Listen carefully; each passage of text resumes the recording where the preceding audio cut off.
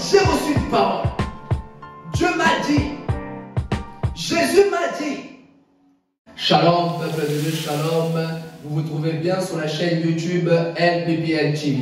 LPPL TV qui veut dire l'évangile au peuple, peuple à l'évangile. Amen. Grande est ma joie encore une fois de plus de me tenir devant vous au nom de Jésus-Christ. Amen. Avant de commencer, je voudrais vous souhaiter mes meilleurs vœux à vous tous, à vous qui venez de cliquer sur cette vidéo. Bonne année à toutes et à tous. Amen. Je vous souhaite une excellente année 2024. Amen. Soyez richement bénis en cette nouvelle année au nom de Jésus-Christ. Amen. Sans plus tarder, mes frères et sœurs, je vous invite à ouvrir votre Bible. Amen. J'ai noté 3 références bibliques que nous allons lire ensemble. Amen. Genèse 12, 1 pour vous qui notez. Matthieu 24, 14. Et ensuite, nous allons clôturer avec Luc 4, 43. Amen. Et avant de commencer, je vais d'abord prier. Père, je laisse ce temps entre tes mains. Que je diminue et toi seul tu croisses. Parle à ton peuple. In the name of Jesus. Amen. Amen. Je lis pour vous au nom de Jésus. Genèse 12, 1. L'Éternel dit à Abraham, va-t'en de ton pays, de ta patrie et de la maison de ton père, dans le pays que je te montrerai. Amen. Matthieu 24, 14. Amen. La parole déclare, cette bonne nouvelle du royaume sera prêchée dans le monde entier pour servir de témoignage à toutes les nations. Alors viendra la fin. Amen. Luc 4, 43. Mais il leur dit, il faut aussi que j'annonce aux autres villes la bonne nouvelle du royaume de Dieu, car c'est pour cela que j'ai été envoyé. Amen. Est-ce que tu peux acclamer pour cette parole? Est-ce que tu peux acclamer? Amen. Et le thème de notre série d'enseignement est conquérir la zone d'inconfort. Est-ce que tu peux répéter ceci? Conquérir la zone d'inconfort. Amen. Partie 3. Amen. Conquérir la zone d'inconfort. Amen. Et aujourd'hui, je viendrai avec un sous-thème qui viendra soutenir le thème principal, le sous-thème qui est le missionnaire à la conquête du monde. Amen. Est-ce que tu peux répéter le missionnaire à la conquête du monde? Amen. Et avant tout d'abord de rentrer dans le vif du message, je vais d'abord introduire mon enseignement. Amen. Sur la continuité du thème principal. Amen. Pour vous qui vous posez cette question, la partie 3, il y a également sur notre chaîne YouTube la partie 1 et la partie 2 qui est toujours disponible sur notre chaîne YouTube LPPL TV. Et aujourd'hui, nous sommes sur la continuité de notre série d'enseignements qui est Conquérir la zone d'inconfort. Amen. Je vous conseille fortement d'aller regarder la partie 1 et la partie 2. Le Seigneur parlera. Le Seigneur te parlera personnellement. Amen.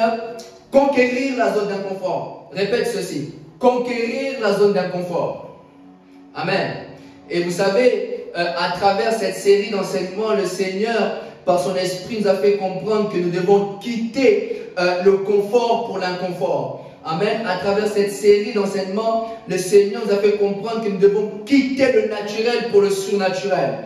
Amen. Le Seigneur nous a fait comprendre par le Saint-Esprit que nous devons quitter le connu pour l'inconnu. Amen. Nous devons quitter ce que nous connaissons déjà. Amen. Nous devons quitter ce que nous maîtrisons déjà. Amen. Tant que nous restons dans notre zone de confort, nous ne pourrions pas vivre le miracle. Je me répète. Tant que tu resteras dans ta zone de confort, tu ne pourras pas vivre cette nouvelle saison. Tant que tu resteras dans ta zone de confort, tant que tu resteras dans ce que tu sais faire, tant que tu resteras dans ce que tu maîtrises déjà, tu ne pourras pas entrer dans cette nouvelle saison. Amen. Voilà pourquoi, à travers cette série d'enseignements, le Seigneur nous a fait comprendre que nous devons quitter ce que nous connaissons déjà. Nous devons quitter ce que nous savons déjà faire pour une autre saison. Amen. Et Dieu veut te faire entrer dans une nouvelle saison. Mais d'abord, tu dois d'abord quitter ta zone de confort. Tu dois quitter là où tu es. Amen. Si vous voulez vivre le miracle, est-ce que vous aspirez au miracle? Peuple de Dieu, est-ce que vous aspirez au miracle dans votre vie quotidienne? Est-ce que vous aspirez au miracle? Dieu vient vous dire maintenant, quittez votre zone de confort. Amen. Je vais dire à une personne, imaginez-vous si Pierre n'était pas sorti de sa zone de confort. Imaginez-vous si Pierre n'avait pas quitté la barque. Imaginez-vous si Pierre était resté au même endroit avec ses disciples. Pierre n'allait jamais rencontrer son surnaturel. Pierre n'allait jamais toucher son miracle. Pierre n'allait jamais toucher cette nouvelle dimension. Il a fallu que Pierre puisse quitter la barque. Il a fallu que Pierre puisse quitter ses frères. Amen. Quitter le confort pour l'inconfort. Quitter le confort. Quitter ce que vous connaissez déjà. Quitter ce que vous maîtrisez déjà pour l'inconfort. Amen. C'est-à-dire que si Pierre n'avait pas quitté la barque, jamais il allait toucher son miracle. Pierre a pris le risque. Répétez ceci, le risque. Dites après moi le risque. Dites après moi le risque. Il a fallu que Pierre puisse quitter la barque pour vivre son miracle. Pierre a pris le risque de quitter la barque. Pierre a pris le risque de sortir de la barque. Pierre a pris le risque de marcher sur l'eau. Pierre s'est distingué des autres. Je vais dire à quelqu'un, veux-tu te distinguer dans cette nouvelle année? Prends le risque. Veux-tu te distinguer de tes frères? Prends le risque. Veux-tu être distingué dans ton ministère? Prends le risque. Je vais dire à quelqu'un, prends le risque avec Dieu. Dieu est avec toi. Prends le risque avec Dieu. Si tu veux vivre quelque chose de différent dans cette nouvelle année, prends le risque.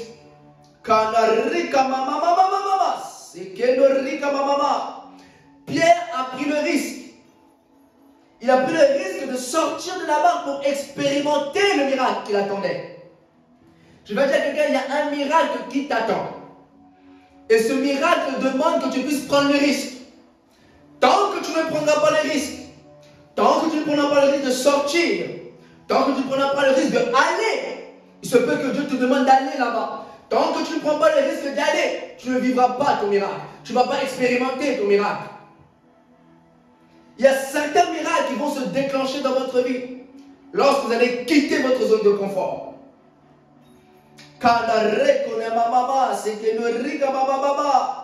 C'était risqué. C'était risqué pour Pierre de sortir de la barque. La Bible nous dit que le vent était là, la tempête était là, il y avait des risques. Quels étaient les risques à ce moment-là? Les risques de couler, le risque de se noyer, le risque de tomber. Mais Pierre a pris le risque de sortir. Le vent et la tempête étaient là. Il se peut que les disciples disaient, Pierre, qu'est-ce que tu es en train de faire?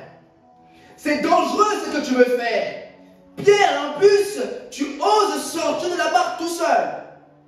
Pierre, tu oses sortir de la barque tout seul. Pierre, fais attention. Pierre, n'y va pas. Pierre, es-tu sûr de l'action que tu veux poser? Pierre, es-tu sûr du risque que tu veux prendre? Pierre, attention, tu es tout seul ici. Pierre, attention, tu es tout seul ici. Mais Pierre n'a pas regardé à cela. Pierre a pris la décision de sortir de la barque pour se distinguer. Il est temps que tu puisses te distinguer dans cette génération. Il est temps que tu puisses te démarquer dans ta génération. Amen. Il est temps que tu puisses être différent. Amen. Ton ministère va être différent. Ton ministère doit avoir un impact différent. Ton ministère doit avoir une gloire différente. Amen. Pierre, fais attention, il n'y va pas. Pierre, fais attention, il se peut que Pierre entendait des voix qui lui disaient, Pierre, attention là où tu vas mettre les pieds. Ici, ce n'est pas tout le monde qui met les pieds ici. Attention à l'acte que tu veux poser. Je vais dire à quelqu'un, n'écoute pas les voix intérieures qui te disent, n'y va pas, ne fais pas. Non, obéis seulement à l'Esprit de Dieu. Obéis seulement à ce que Dieu te demande de faire. Il se peut que tu aies cette pensée qui te dit, es-tu sûr de l'action que tu veux poser? Pierre, es-tu sûr? Je parle à un Pierre. Il y a plusieurs Pierres qui me suivent là maintenant à la télévision maintenant. Je parle à un Pierre. Pour ceux qui veulent voir la référence, pour vous, les amoureux de la parole de Dieu, c'est dans Matthieu 14, 22, 33. Amen. Je vais dire à quelqu'un, ce que j'aime dans cette histoire, c'est que Pierre n'est pas sorti de la barque sans la parole. Dis après moi, sans la parole. Pierre n'est pas sorti de la barque sans la parole divine. Pierre n'est pas sorti de la barque sans la parole. Il est sorti de la barque parce qu'il a entendu une parole lui dire viens. Il est sorti de la barque parce qu'il a entendu une parole lui dire de venir.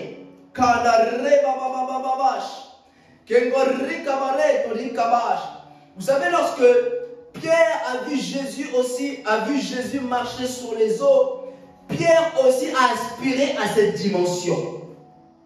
Pierre a aspiré aussi à cette dimension. Tu vas dire à quelqu'un, aspires-tu à une nouvelle dimension dans ta vie? Aspires-tu à une nouvelle dimension d'opération avec Dieu? Pierre a aspiré à cette dimension. Pierre a voulu aussi cette dimension-là, de marcher sur les eaux. Je prie que Dieu crée une soif en toi. Je prie que Dieu crée une soif. Je prie vraiment que Dieu crée une soif en toi, d'aspirer à des nouvelles dimensions. Pierre a aspiré à une dimension qui est rare. Pierre a aspiré à une dimension qui est peu commune. Marcher sur les eaux, ce n'est pas tout le monde qui aspire à cette dimension-là. Je me répète. Marcher sur les eaux, ce n'est pas tout le monde qui aspire à cette dimension-là. La preuve, dans la barque, il y avait seulement Pierre qui aspirait à cette dimension-là. Si tu aspires à cette nouvelle dimension avec Dieu, dans ta génération, il se peut que tu aspires à une dimension que personne n'a aspiré encore. Amen. Je vais dire à quelqu'un, vous savez, Pierre a une révélation. Pierre a aspiré à quelque chose de nouveau. Pierre a aspiré à quelque chose qui est rare, qui pourra le distinguer avec ses frères, qui pourra le distinguer avec Thomas, qui pourra le distinguer avec Jacques, qui pourra le distinguer d'avec Jean. Il aspirait à quelque chose de nouveau. Je vais dire à quelqu'un, alléluia. Pierre a compris Dieu. Pierre a compris Dieu. Il a compris cette dimension-là est possible si j'aspire à cela. Cette dimension, je la veux aussi. Il y a une dimension que Dieu veut que tu puisses aspirer pour obtenir cela. Si tu n'aspires pas à la nouvelle dimension, tu ne pourras pas obtenir cela. Si tu n'aspires pas à un nouveau manteau, tu ne pourras pas obtenir cela. Tu dois aspirer à cela. Il y a quelque chose d'encore plus grand. Il y a une dimension encore plus grande que tu connais. Il y a encore une nouvelle onction encore plus grande de ce que tu as. Il y a encore une nouvelle portion de ce que tu as. Voilà pourquoi Élisée a demandé à Élie une double portion de ton esprit. Parce qu'il a compris, il y a encore plus. Il y a encore le double de ce que tu as. Il y a encore le double de ce que tu connais déjà. Il y a encore une autre dimension de ce que tu connais déjà. Une autre portion, une autre dimension, un autre palier. Alléluia. Un autre palier avec Dieu. Une autre façon d'opérer avec Dieu. Il existe encore une nouvelle dimension avec Dieu. Et Pierre a aspiré à cette nouvelle dimension de marcher sur les eaux. Je vais dire à quelqu'un, aspire à ce que même ton frère ne peut pas aspirer. Quand tu as la révélation de Dieu, tu vas aspirer à des choses que même ta génération ne pourra pas comprendre. Mais toi, tu as cette révélation-là que Dieu est capable de le faire. Pierre a compris que si Jésus m'a marché sur les eaux, je peux aussi marcher sur les eaux. Si Moïse a expérimenté cette dimension, moi aussi je peux expérimenter cette dimension. Si Élie a expérimenté cette dimension, moi aussi je peux expérimenter cette dimension. Cette dimension n'est pas réservée seulement à Moïse ou à Élie. Cette dimension ici est réservée pour nous aussi. Et Pierre a compris, si Jésus a marché sur les eaux, je peux aussi marcher sur les eaux. On vit dans une génération où nous ne croyons pas que Dieu peut le faire aussi avec nous. Non, il peut le faire aussi avec toi. Ce que tu lis dans la Bible, ce que tu médites dans la Bible, Dieu est capable de le faire aussi avec toi. Dis après moi, moi aussi. Dis dans ton cœur, moi aussi, Dieu est capable de le faire. Et vous savez, la Bible nous dit que lorsque les disciples ont vu Jésus marcher sur les eaux, leur réaction était vraiment un peu bizarre. La Bible nous dit qu'ils furent troublés et dirent, c'est un fantôme. Et dans leurs frayeurs, ils poussèrent des cris. Pendant que les disciples dirent que c'est un fantôme, c'est un fantôme, c'est un fantôme, il y a une personne qui a la révélation. Pendant que Thomas crie c'est un fantôme, pendant que les Barthélemy crient c'est un fantôme, pendant que Jacques crie c'est un fantôme, Pierre a un langage différent. Pendant que les autres sont en train de crier, Pierre a un langage différent. Pierre a une vision différente de ce qu'il voit. C'est Carabache. Pendant que d'autres crient c'est un fantôme, Pierre lui aspire au surnaturel. Pendant que Pierre crie c'est un fantôme, pendant que les autres crient c'est un fantôme, Pierre lui aspire au surnaturel. Vous savez, nous vivons dans une génération où on donne les miracles, on donne au diable, on dit que ça c'est le diable qui est en train d'opérer. Ça c'est le diable. On accorde souvent la gloire au diable. Un miracle, non, ça c'est Satan. Oh, ça c'est Satan. Ça c'est Satan. Ça c'est Satan. Non! Vous devez avoir un langage différent. N'attribuez pas tout au diable. Les disciples, ce qu'ils voyaient, ils ont attribué, oh c'est un fantôme. Non! N'attribuez pas les miracles toujours au diable. Amen. On vit dans une génération où on fait allusion souvent aux fétiches. Lorsqu'on voit un homme de Dieu marcher dans le surnaturel, lorsqu'on voit un homme de Dieu opérer dans une autre dimension, on dit directement il a touché au fétiche, il a des choses, il a la magie. Non! Dieu est capable d'opérer dans cette dimension-là. Dieu est capable de le faire aussi. Le monde a oublié la force et la puissance de Dieu. Tout ce qui est surnaturel, nous l'attribuons à Satan. Non! Nous devons changer notre langage. Tout ce qui est surnaturel n'est pas... nous faisons toujours allusion à Satan. Non! Je vais dire à quelqu'un, change ta manière de voir les choses. Dieu est capable de le faire. Dis simplement, Dieu est capable de le faire. Dieu est plus puissant que Satan. La Bible déclare que celui qui est en nous est plus grand et plus puissant que celui qui est dans ce monde. Amen. Savez-vous pas que nous prions un Dieu mystique? As-tu la révélation de qui est Dieu? Si tu as la révélation de qui est Dieu, tu vas comprendre la puissance de Dieu qui agit en toi. Si tu as la révélation de qui est Dieu, tu vas comprendre la puissance de Jésus-Christ qui vit en toi. Il est temps que les magiciens et les occultistes reconnaissent que ça, c'est le doigt de Dieu. C'est le moment. C'est le temps où les magiciens ou les occultistes doivent dire que ça, c'est le doigt de Dieu. Ce miracle, ça, c'est le doigt de Dieu. Ça ne peut pas être un magicien qui peut le faire. Ça ne peut pas être le diable qui peut le faire. Ça, c'est seulement le doigt de Dieu. Ça, c'est seulement le doigt de Dieu. Il est temps qu'un magicien puisse dire que j'étais habitué à faire des miracles, mais ce miracle-là, ce n'est pas de mon niveau. Ce n'est pas de mon niveau, cette dimension-là. C'est le temps maintenant. Car je viens fermer la parenthèse, ce n'est pas mon message.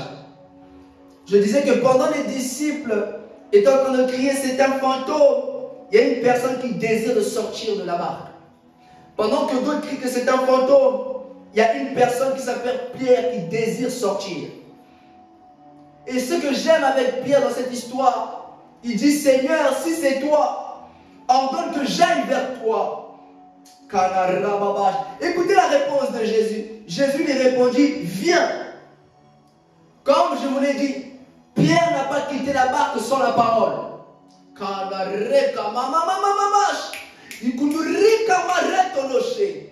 Pierre n'a pas quitté la barque sans la parole. Pierre n'a pas quitté la barque sans la parole divine. Pierre a quitté la barque parce qu'il a entendu une parole lui dire viens. Il est sorti de sa zone de confort parce qu'il a entendu le Seigneur lui dire viens. Il a pris le risque de sortir parce qu'il a entendu la parole venir à lui viens. Et ce que j'aime ici dans cette histoire,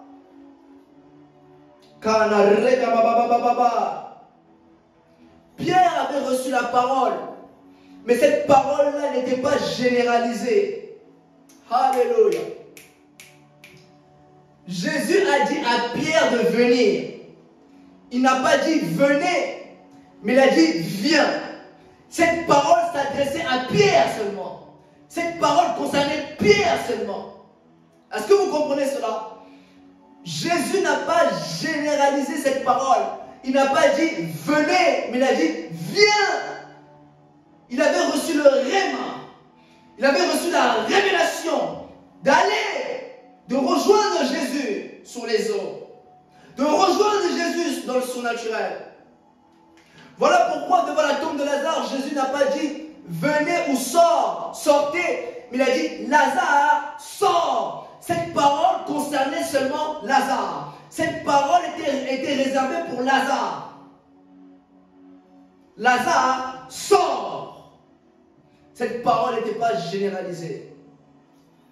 Tu as reçu une parole personnelle. Fais ce que Dieu te demande de faire. Je sors de ma barque parce que c'est Jésus qui m'a dit. Il se peut que si par exemple on posait la question à Pierre à ce moment-là, Pierre, qui t'a dit de sortir? C'est Jésus qui m'a dit. Et les gens, ils ne peuvent pas comprendre qu'est-ce que tu es en train de faire. Parce qu'ils n'ont pas reçu la même parole que toi. Il se peut que pour les autres, ça soit confus du fait que tu puisses sortir. Mais c'est parce qu'ils n'ont pas écouté la parole que tu as reçue. Cette parole t'est réservée à toi, pas à eux. Il se peut que on te regardera de manière très bizarre. Non, parce que tu as reçu une parole. Dis après moi, j'ai reçu une parole. Dieu m'a dit. Jésus m'a dit. Ce ne sont pas des illusions. Je vais dire à quelqu'un, ce n'est pas une illusion. Ce que tu as entendu dans le secret, ce n'est pas une illusion. Dieu t'a réellement parlé. Dieu t'a réellement inspiré. Je vais en parler à Pierre. Pierre, Dieu t'a inspiré. Pierre, Jésus t'a inspiré de venir.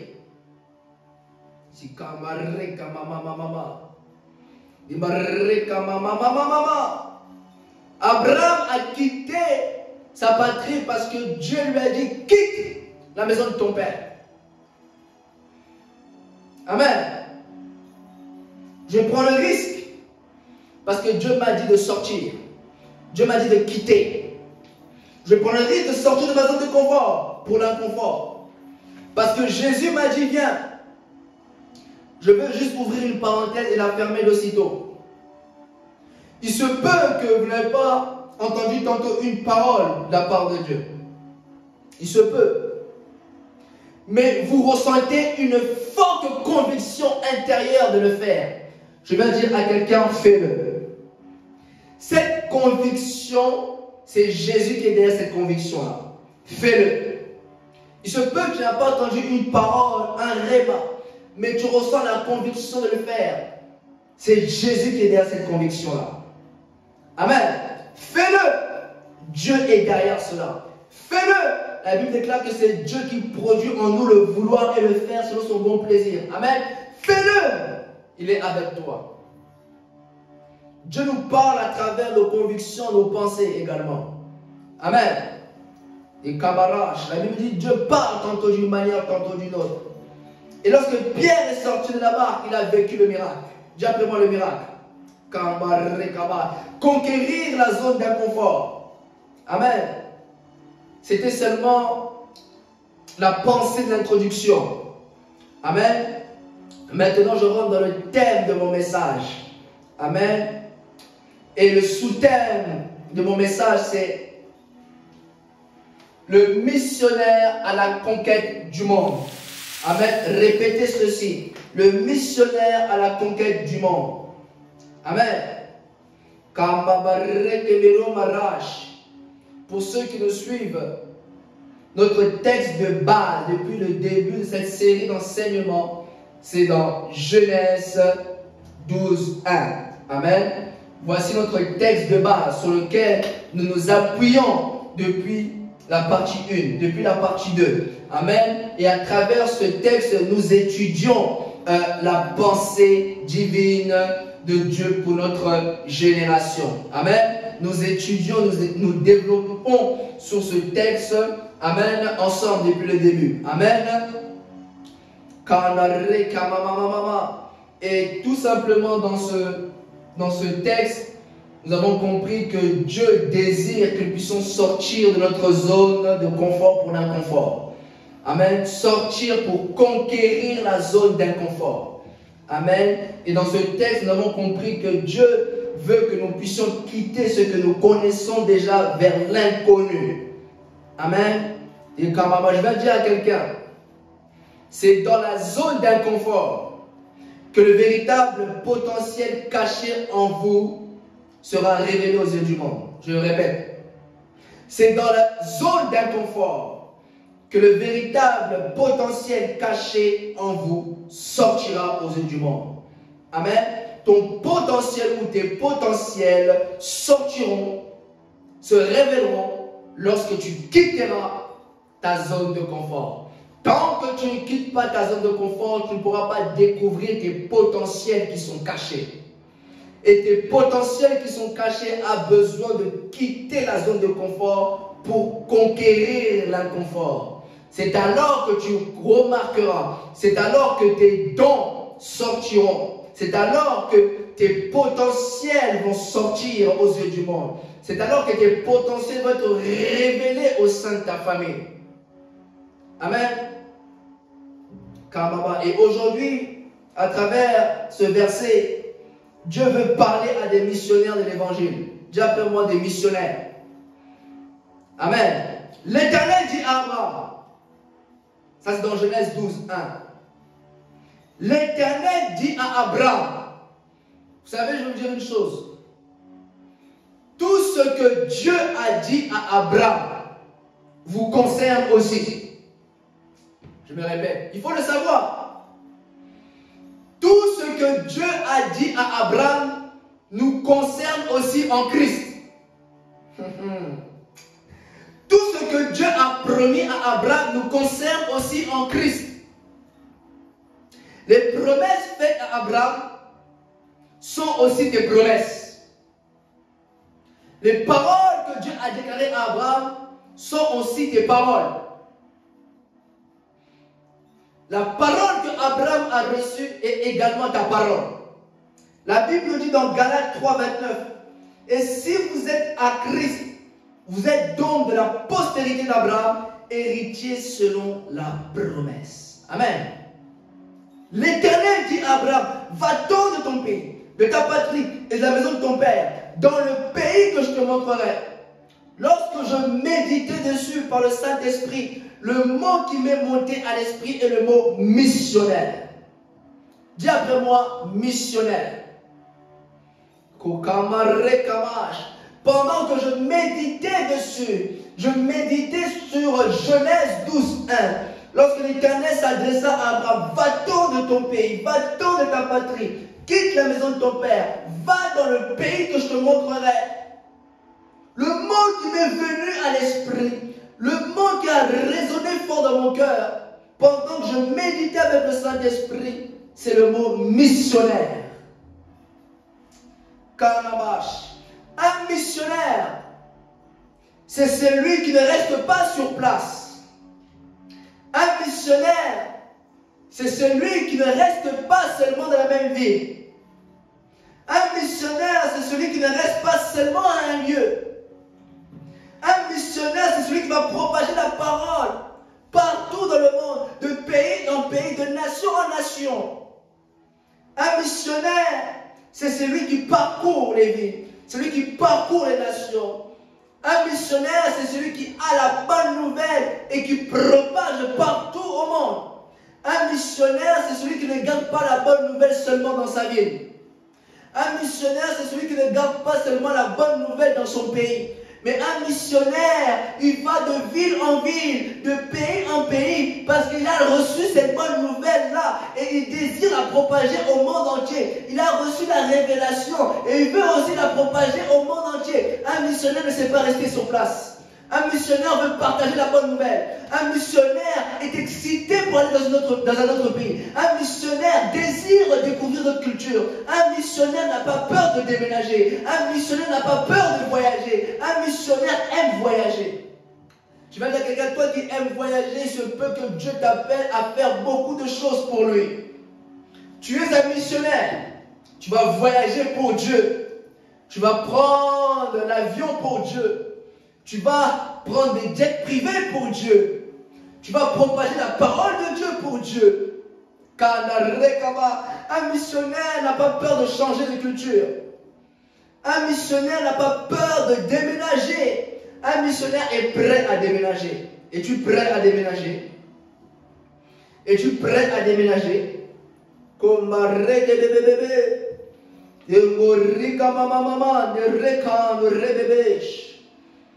Amen. Écoutez ceci, c'est dans Matthieu 24, 14. Cette bonne nouvelle du royaume sera prêchée dans le monde entier. Je répète, cette bonne nouvelle du royaume sera prêchée dans le monde entier pour servir de témoignage à toutes les nations. Alors viendra la fin. Cette bonne nouvelle du royaume sera prêchée dans le monde entier. Dans la pensée de Dieu, Dieu veut que sa parole soit propagée dans toutes les nations du monde.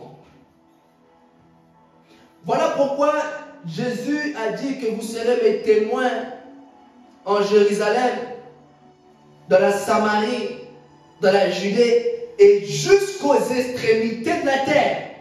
Parce que dans la pensée de Dieu, cette bonne nouvelle doit être propagée dans les nations.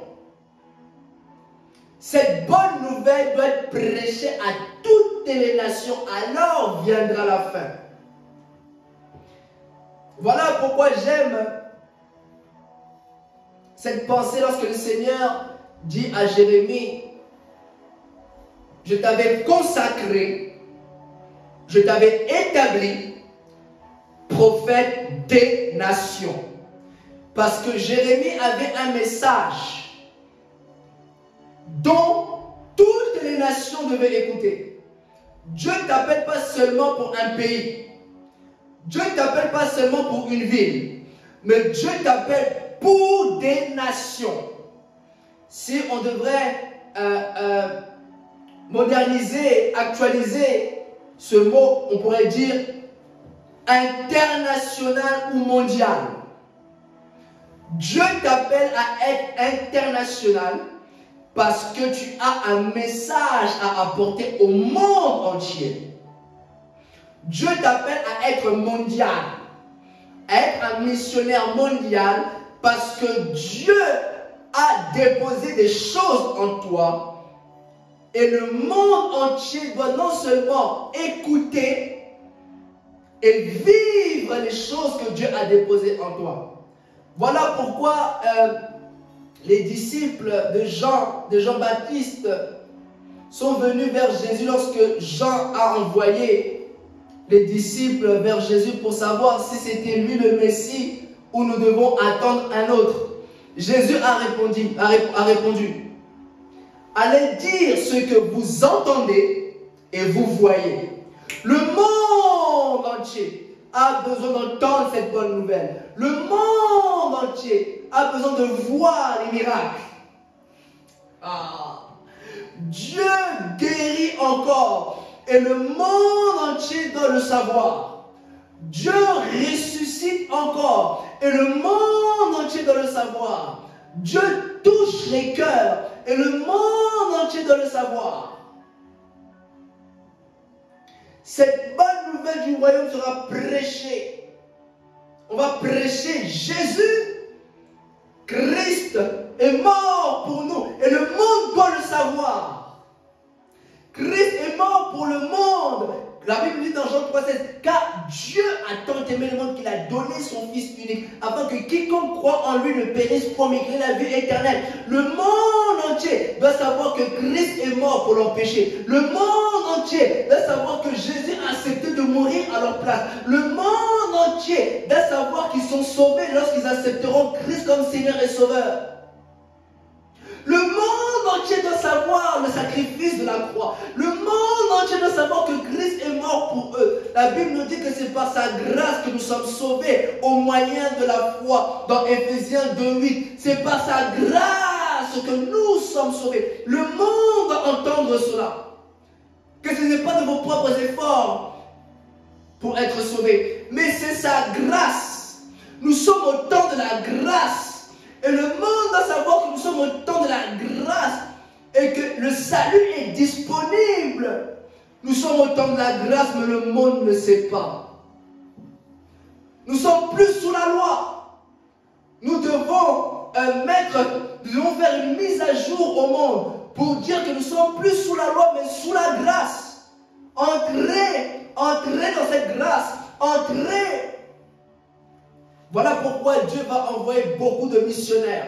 Parce que le monde doit savoir que nous sommes au temps de la grâce. Au temps de la grâce, Dieu vous pardonne. Au temps de la grâce, Dieu oublie vos péchés. Au temps de la grâce, Dieu vous lave. Au temps de la grâce, Dieu vous purifie. Au temps de la grâce, Dieu vous sanctifie. Profitez, entrez dans cette grâce. Venez, rentrez dans cette plénitude-là de l'amour de Dieu pour vous. Le monde doit le savoir. Que nous sommes au temps de la grâce. Toi qui es pécheur, écoute ceci. Nous sommes au temps de la grâce et Dieu peut te sauver. Dieu veut te sauver. Nous sommes au temps de la grâce. Dieu veut te racheter. Nous sommes au temps de la grâce. Dieu veut te pardonner. Nous sommes au temps de la grâce. Dieu veut te sanctifier. Nous sommes au temps de la grâce. Dieu veut te prendre. Dieu veut te racheter. Il veut te tirer de l'enfer pour te ramener au royaume des cieux. Nous sommes au temps de la grâce.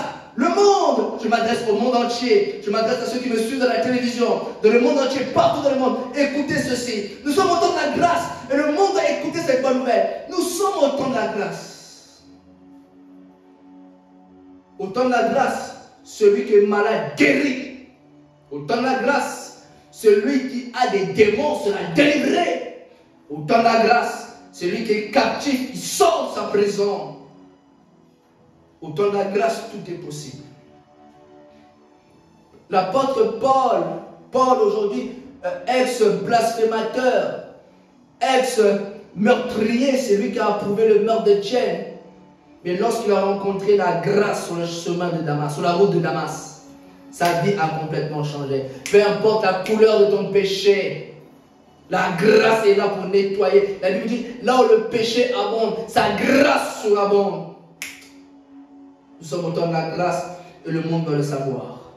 Nous sommes au temps de la grâce, c'est-à-dire que si tu es malade, tu peux être guéri. Si tu as des choses dans ta vie, au temps de la grâce où nous sommes, Dieu peut te libérer. Luc 4, 43 et ensuite nous clôturons. Mais il leur dit, il faut qu'aussi j'annonce aux autres villes la bonne nouvelle du royaume de Dieu. Car c'est pour cela que j'ai été envoyé. Il faut aussi j'annonce aux autres villes. J'aime la pensée. Il faut aussi j'annonce aux autres villes. Il faut que tu annonces à d'autres départements. Il faut que tu annonces à d'autres villes, à d'autres pays, ce que tu as reçu. Nous sommes sauvés pour sauver. Guérir pour guérir. Amen. Il faut aussi j'annonce aux autres villes. Voilà le cœur d'un missionnaire. Il faut qu'aussi j'annonce aux États-Unis.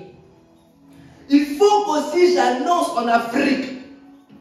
Voilà ce qui bouillonne dans le cœur d'un missionnaire. Il faut aussi j'annonce aux autres pays. Ce que j'ai annoncé ici, là-bas aussi, ils doivent l'entendre. Voilà ce qui bouillonne dans le cœur d'un missionnaire. Il désire annoncer à d'autres villes ce qu'il a reçu. Il ne garde pas seulement Jésus pour sa ville. Vous savez, lorsque Lévi, connaissez-vous Lévi? Lévi, non pas Lévi. C'est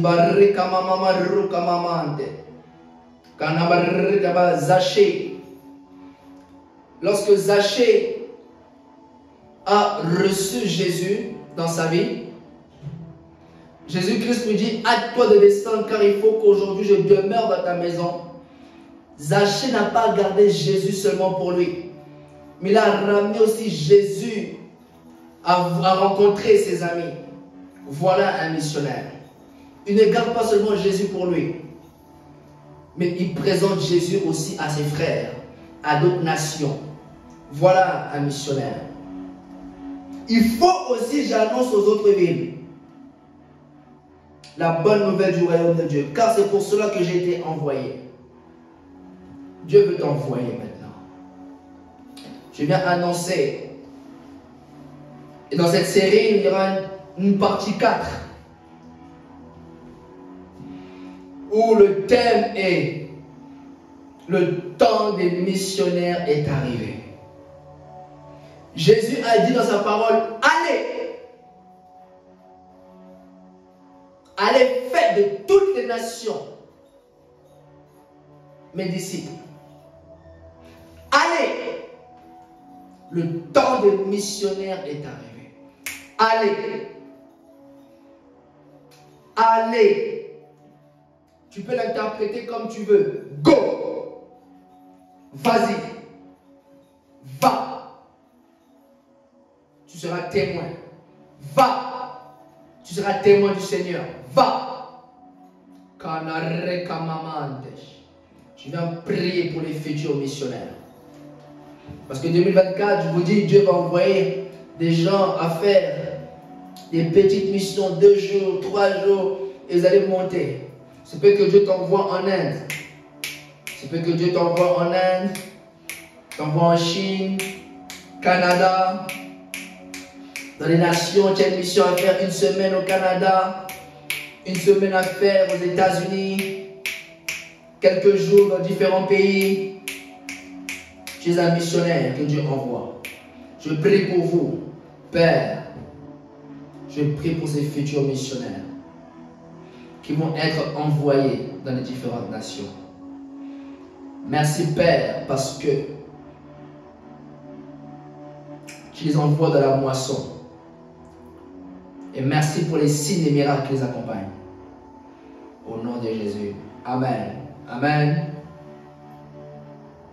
Vous étiez avec l'homme de Dieu, Shadrach et Mosso, serviteur de Jésus-Christ. Amen. Dans la grâce. Amen. Je suis sous la nuée de la grâce. Je suis sous la nuée de la grâce. Amen. Conquérir la zone d'inconfort, partie 3. Il y aura une partie 4. Je vous annonce déjà le thème. Je vous annonce déjà le temps des missionnaires est arrivé. Amen. J'ai déjà le verset et la parole dans mon esprit que je veux partager avec vous. Amen. Et vous allez comprendre en cette nouvelle saison, Dieu va envoyer des missionnaires. Amen. Soyez extrêmement bénis. Au nom de Jésus, on se retrouve prochainement. Au nom de Jésus. Amen.